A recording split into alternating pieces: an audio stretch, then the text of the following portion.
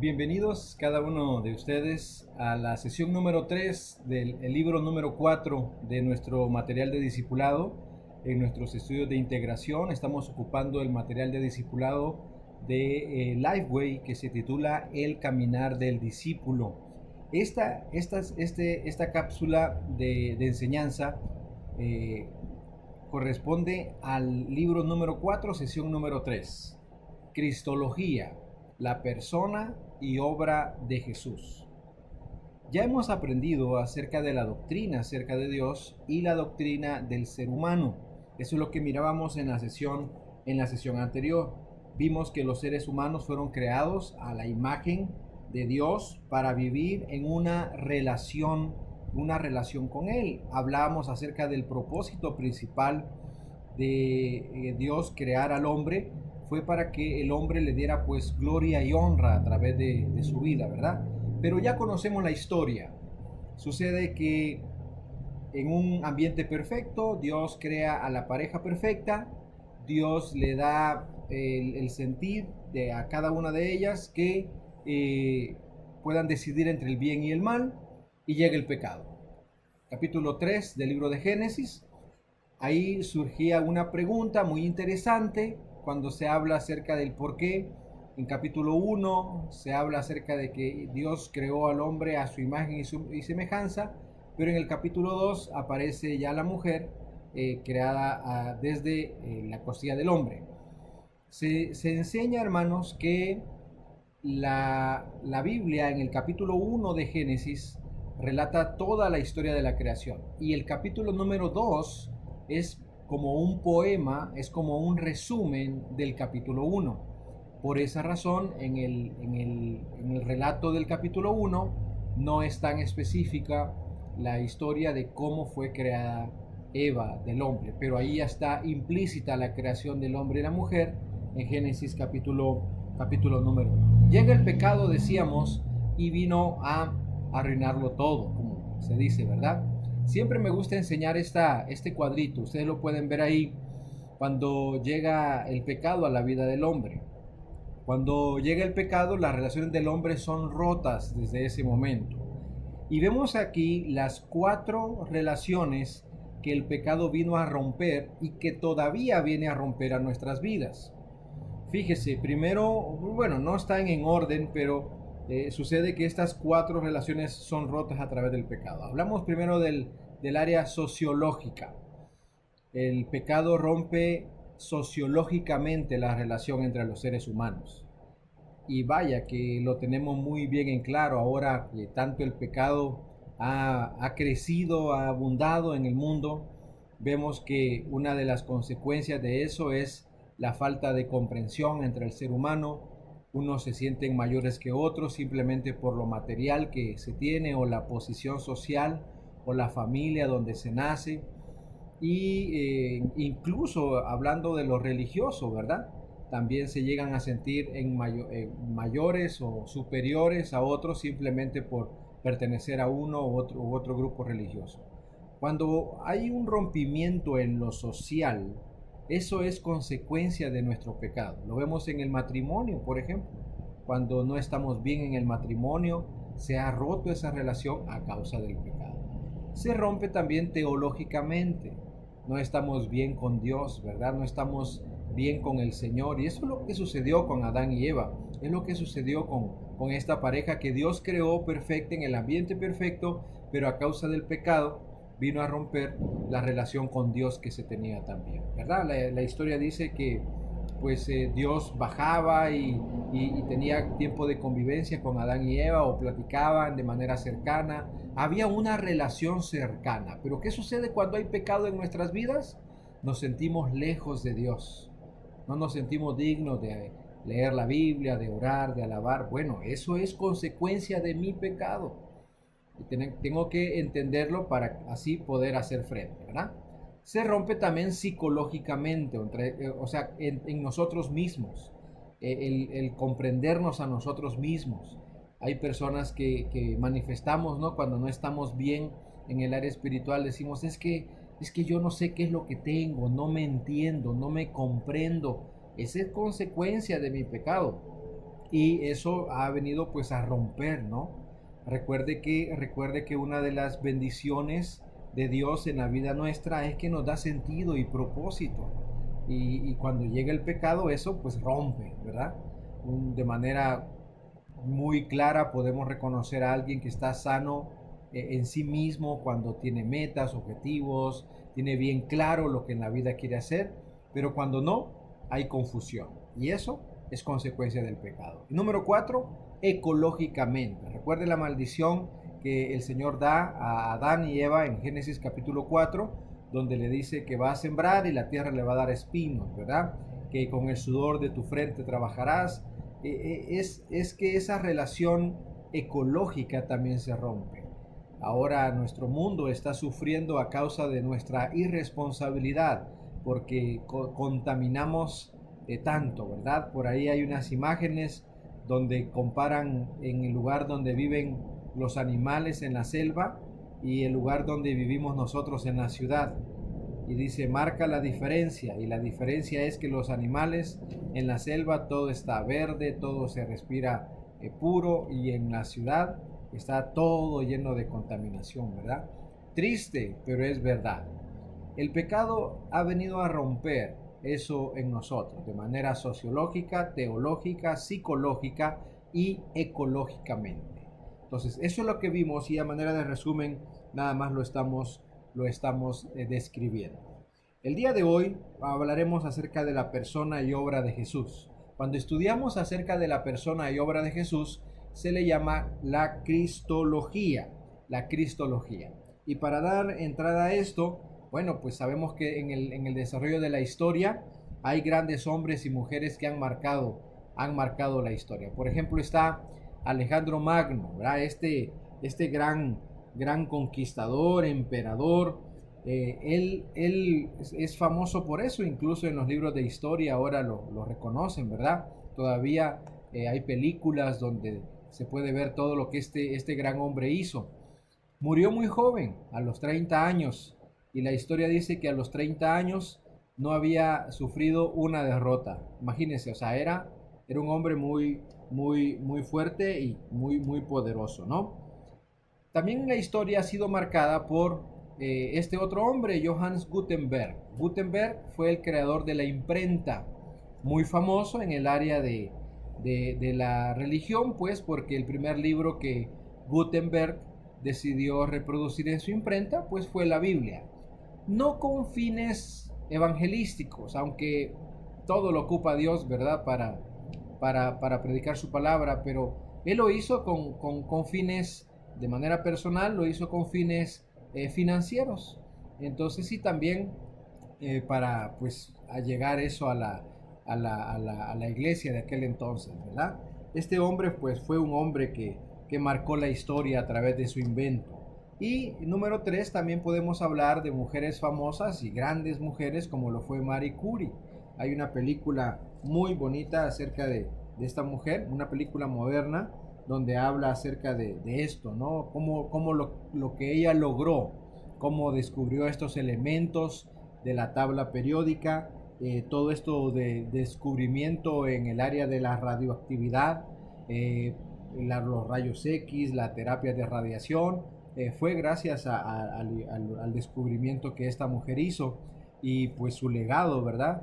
Su legado ha marcado pues la historia, no solamente en el área medicinal, sino también en el área bélica, ¿no? También ha calado todo eso, pero sin duda alguna estos son hombres y mujeres que han marcado la historia, pero no como nuestro Señor Jesucristo. Nuestro Señor Jesucristo, sin duda alguna, es el personaje a nivel secular, de manera global, es el personaje de más influencia en la historia del mundo. Hay personas que no creen en Jesús como Dios y Salvador, pero sí lo reconocen como ese hombre que marcó la historia, ese hombre que ha sido el hombre de más influencia en el desarrollo histórico en diferentes naciones. Se dice que el Señor Jesucristo es el que trajo el reino de Dios, ¿verdad?, al mundo, y que ha conquistado naciones solamente con su amor. con su sacrificio, con su entrega. Vaya, qué legado hay a través de la vida y de la persona de nuestro Señor Jesucristo. Cuando lo estudiamos así, es bonito reflexionar porque sabemos que el Señor Jesús vino a impactar el mundo, pero preguntémonos si ha impactado nuestra vida. ¿Ha impactado el Señor Jesucristo su vida? Si, por ejemplo, estas preguntitas que vienen de reflexión, ¿verdad? ¿Dónde ve evidencia de la influencia de Jesús en el mundo hoy? Evidencias externas e internas de la veracidad bíblica. ¿Dónde ve eso? Y la respuesta debe ser pues en nuestras vidas, porque a veces tratamos la manera de buscar dónde está Jesús, dónde ha influido tanto, pero pues en realidad debe ser y debe serlo pues en nuestras vidas, ¿verdad? Debe serlo en nuestras vidas y ahí es donde nosotros debemos ahora sí reflexionar de manera honesta que lo que el Señor Jesucristo ha hecho en nosotros. Así que, ¿dónde ve esas evidencias? En nuestras vidas, vidas transformadas, vidas cambiadas.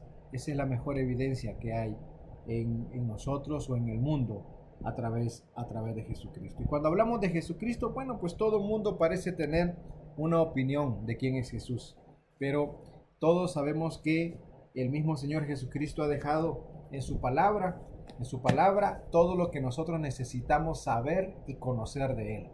Aquí, hermanos, está donde usted y yo debemos aprender a conocer a Jesús.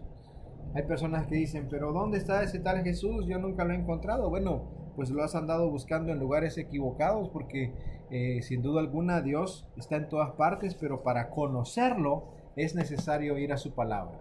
Es necesario. Y esa es la evidencia que el Señor Jesucristo nos ha dejado. Ahora, cuando hablamos de ese estudio, vamos pues a la Biblia, ¿verdad? Vamos a leer Lucas capítulo 4, versículos del 16 al 21. Va a aparecer aquí en la pantalla. Lucas capítulo 4, versículos del 16 al 21. Lucas capítulo 4, versículos del 16 al 21. Y mientras leemos esto, yo le invito para que podamos reflexionar y aquí en estos versículos que vamos a leer, mientras los leemos, vamos a responder cómo estos versículos comunican quién es Jesús y lo que Él hace. Así que voy a dar lectura. Lucas capítulo 4, versículos del 16 al 21. Dice, vino a Nazaret, donde se había criado, claro, hablando de Jesús. Y en el día de reposo entró en la sinagoga conforme a su costumbre y se levantó a leer. Y se le dio el libro del profeta Isaías. Y habiendo abierto el libro, halló el lugar donde estaba escrito: El Espíritu del Señor está sobre mí, por cuanto me ha ungido para dar buenas nuevas a los pobres. Me ha enviado a sanar a los quebrantados de corazón, a pregonar libertad a los cautivos y vista a los ciegos, a poner en libertad a los oprimidos, a predicar el año agradable del Señor. Luego dice el versículo número 20. Y enrollando el libro, lo dio al ministro y se sentó, y los ojos de todos en la sinagoga estaban fijos en él. Versículo 21, y comenzó a decirles: Hoy se ha cumplido esta escritura delante de vosotros. Y también hay otro pasaje, antes de pasar a la explicación, hay otro pasaje también en Lucas capítulo 4, pero nos saltamos 7 versículos. En el versículo 28, fíjense lo que dice ahí. Al oír estas cosas, dice, todos en la sinagoga se llenaron de ira. Versículo 29, dice, y levantándose, le echaron fuera de la ciudad y le llevaron hasta la cumbre del monte, sobre el cual estaba edificada la ciudad de ellos, para despeñarle. Solo imagínense la intención de estos religiosos, ¿verdad? Y aquí es donde vemos el versículo 31, versículo 30. Mas él, o sea Jesús, pasó por en medio de ellos y se fue. Estos dos pasajes nos hablan acerca de quién es Jesús y también nos habla acerca de lo que Él hace. Al estudiar, hermanos, la persona de Jesús e intentar identificar quién es Él, una de las primeras verdades que necesitamos entender es que Jesús es completamente Dios y completamente humano. Esto ya lo vimos en el discipulado número 3. en el libro número 3. Y tenemos nosotros que tenerlo bien presente, que Jesús es completamente Dios y es completamente humano. El versículo 16 del que leímos dice que Jesús vino a un lugar donde se había criado, dice el versículo 16. ¿Qué nos dice esto, hermanos? Es que Jesús tenía un pueblo, él tenía vecinos, era parte de una comunidad. Él llevó una vida normal. Él tenía amigos, tenía conocidos, tenía un trabajo, tenía un oficio. Y esto es muestra de su humanidad. Pero en Lucas en el capítulo 4 también nos habla acerca de esto, ¿verdad? Que acabamos de leer, ¿no? Dice que ahí en el día de reposo, dice, entró en la sinagoga conforme a su costumbre y se levantó a leer. ¿Por qué es importante aprender esto, hermano? Porque aquí es donde el Señor Jesucristo le testifica a su propio pueblo que Él es Dios. Él lee el rollo del libro de Isaías, dice la historia que está ahí, y comienza a leer, ¿verdad? Y dice que lee donde describe la profecía del que iba a cumplir, aquel Mesías, aquel ungido de Dios, y cuando él termina de leer, dice, hoy se ha cumplido delante de ustedes esta profecía. Y pues estalla la bomba, ¿no? Pues muchos habían pasado años leyendo y escuchando esto y sabían que nadie se atrevía pues a decir eso, pero Jesús sí lo hizo porque Él es Dios. Y entonces Él muestra su naturaleza divina también así. ¿Y qué sucede con el pueblo? El pueblo se enoja. El pueblo trata de apresarlo, pero también aquí vemos la muestra de su divinidad. La historia dice que Jesús pasó por el medio de ellos como si no estuvieran ahí.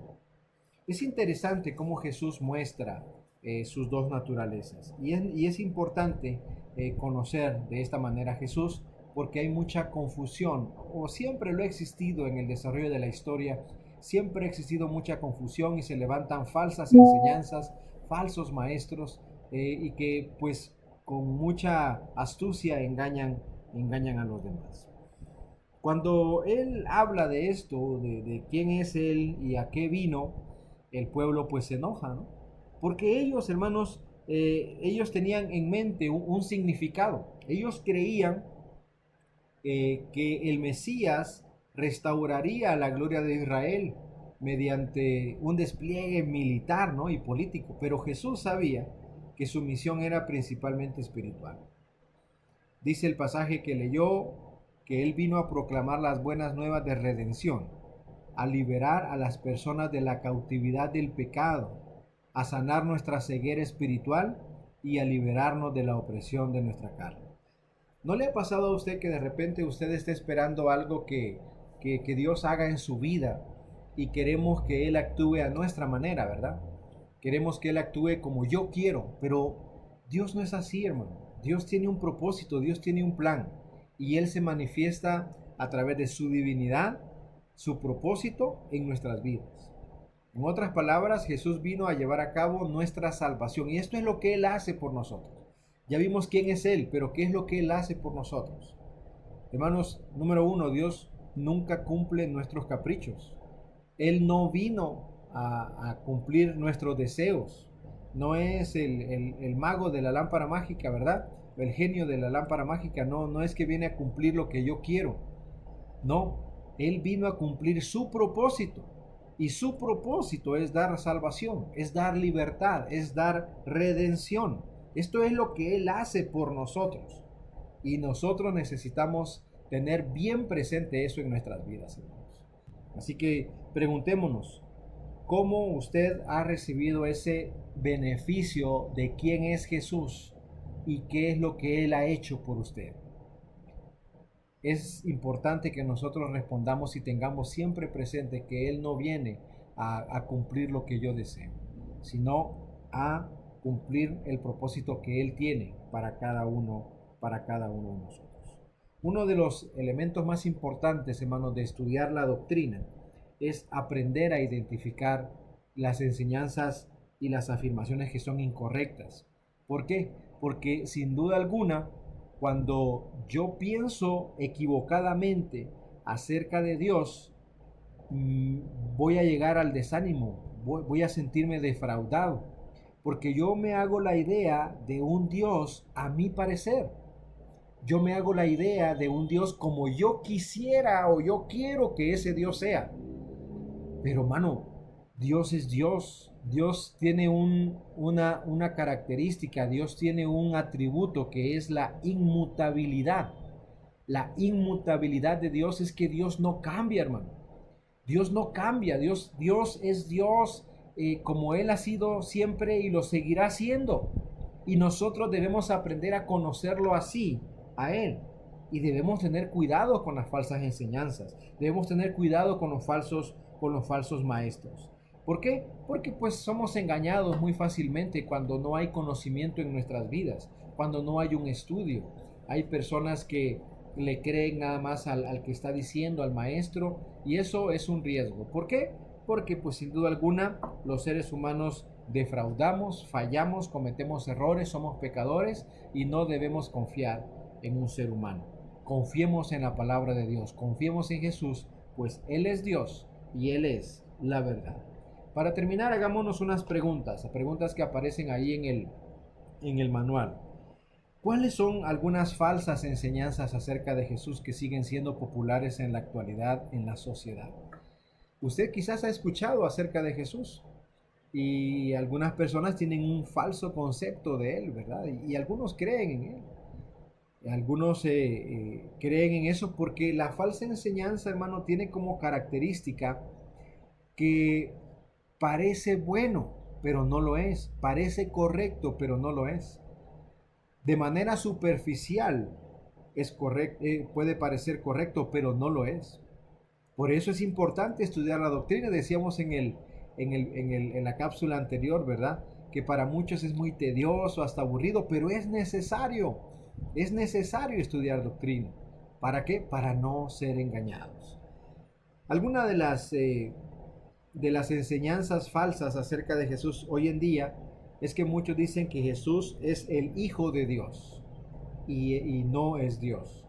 Porque la Biblia dice el Hijo de Dios y la Biblia sí dice el Hijo del Hombre, el Hijo de Dios.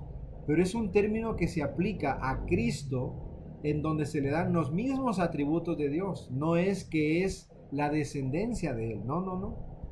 Hay versículos y hay pasajes bíblicos donde hablan acerca de la eternidad de Cristo, en donde nos reflejan que Él estaba antes de la creación. Juan capítulo 1, versículo 1, lo leímos en la cápsula anterior. En el principio era el verbo y el verbo era Dios y el verbo estaba con Dios, dice. Entonces vemos que hay versículos que amparan que Jesucristo no es un ser creado. Ese concepto de hijo de Dios, es aplicado de manera humana a Jesús. Si es hijo de alguien, uno pues tiene un papá, ¿no? Tiene una mamá, pero que el Señor Jesucristo desde la concepción, desde el embarazo que el Espíritu Santo dio a María, fue un propósito espiritual. Si nosotros sacamos un versículo de ese contexto donde nosotros estamos leyendo y lo aplicamos de manera libre, vamos a caer en una falsa enseñanza. Una de las reglas de interpretación bíblica es que la Biblia se interpreta a la luz general de su revelación. O sea, cada pasaje lo tenemos que evaluar, lo tenemos que poner a la luz de toda la generación, de toda la revelación. Entonces, Jesús es Dios, no es el Hijo de Dios. Otro dice que es un profeta más. Y no es un profeta. Cumple la función de profeta, pero no es un profeta. Jesús es Dios y nosotros debemos estar seguros de eso. Que otros dicen, fue un gran maestro. Es cierto, el Señor Jesucristo fue un gran maestro, uno de los mejores o el mejor maestro que ha existido. Pero no solamente fue maestro, es Dios Él. Otros dicen, hasta le han puesto un título de revolucionario, ¿no? El mayor revolucionario, Jesús. Sí, fue un revolucionario por su enseñanza, por lo que vino a hacer, y claro que el mundo hasta el día de hoy, 2000 años después, sigue experimentando lo que aquel nazareno, ¿verdad? Aquel que predicó, aquel que enseñó, aquel que trajo ese mensaje del reino de Dios, aquel que murió en esa cruz y resucitó al tercer día, hasta hoy todavía sigue impactando el mundo. En ese caso, en ese aspecto, sí fue un revolucionario, pero es Dios, y eso no lo debemos dejar. ¿Qué debo hacer, pastor, entonces, para no caer en las falsas enseñanzas? Vuélvase alguien que adquiera conocimiento bíblico. Estudie la Biblia, hermano. Estudie la Biblia. Conozca a Jesús en la Biblia. Lea su Biblia, escuche su Biblia. Léala, aparte un tiempo siempre para poder recibir esas palabras que el Señor tiene para cada uno de nosotros. No se deje llevar por nuestras enseñanzas como maestros. Nosotros cumplimos una función nada más. Pero usted también es responsable de ir a la Biblia y conocer más acerca de Jesús. Recuerde esta bonita ilustración, ¿verdad? De cómo preparan a los cajeros de un banco para identificar un billete falso. No los vuelven expertos en billetes falsos, no hacen eso. Los vuelven expertos en billetes verdaderos. Porque al conocer el billete verdadero a detalle, inmediatamente cuando llega un billete falso a su mano, saben identificarlo. Aprendamos, hermanos, de la Biblia, conozcamos acerca del Señor, y cuando llega a nuestros oídos una enseñanza que no es bíblica, inmediatamente la vamos a identificar. Sigamos aprendiendo de estas cápsulas, sigamos aprendiendo de este tiempo, sigamos aprendiendo de lo que el Señor tiene para con cada uno de nosotros a través de este tiempo de crecimiento en nuestros estudios de integración. Nos vemos en la siguiente cápsula. Que el Señor les bendiga, hermanos.